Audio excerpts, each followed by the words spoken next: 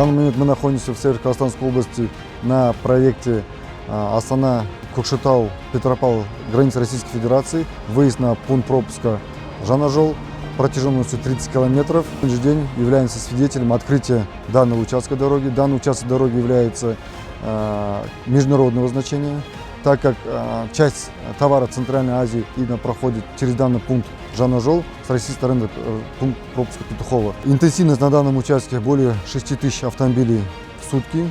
И как результат, после открытия данной дороги параллельно открывается у нас придорожный сервис на данном участке и площадка отдыха для водителей большегрузного транспорта.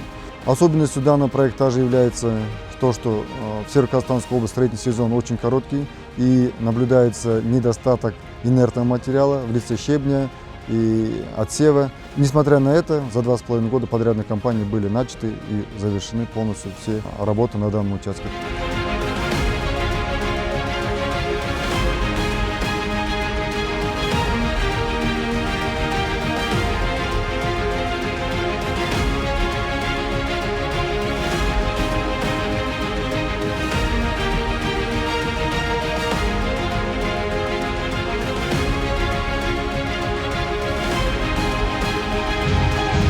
Құрметті қонақтар, қозғалыс ашық, жол ашық.